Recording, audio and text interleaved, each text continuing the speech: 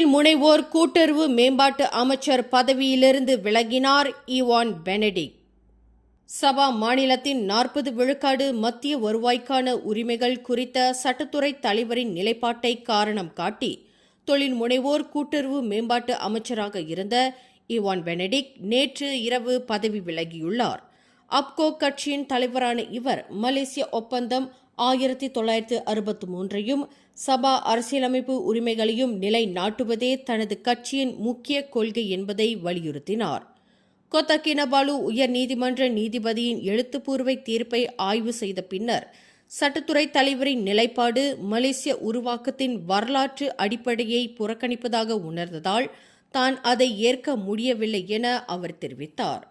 மேலும் சட்டத்துறை தலைவர் என்பது பிரதமருக்கும் மத்திய அரசுக்கும் சட்ட ஆலோசகராக இருப்பதால் முரண்பட்ட நிலைப்பாட்டுடன் தான் அமைச்சரவையில் நீடிப்பது முறையற்றது என்று அவர் சுட்டிக்காட்டினார். கடந்த 3 ஆண்டுகளாக அமைச்சரவையில் இருந்தபோது 40 விழுக்காடு உரிமைகள் குறித்த சட்டத்துறை தலைவரின் அணுகுமுறைக்கும் அப்கோ தலைவரான தனது நிலைப்பாட்டிற்கும் மிகப்பெரிய வேறுபாடு இருந்ததாக அவர் பகிரங்கப்படுத்தினார். நாட்டின் உருவாக்க ஆவணங்களில் குறிப்பிட்டுள்ளபடி சபாவின் உரிமைகள் மதிக்கப்பட வேண்டும் என்ற கொள்கை பிடிப்புக்காகவே தான் இந்த பதவியை துறப்பதாக ஈவான் பெனடிக்ட் அறிவித்துள்ளார். மேலும் செய்திகளை தெரிந்து கொள்ள கீழே இருக்கும் பெல் பட்டனை அழுத்துங்கள். உங்கள் மகிழ்ச்சியை வெளிப்படுத்த லைக் மற்றும் ஷேர் செய்யுங்கள்.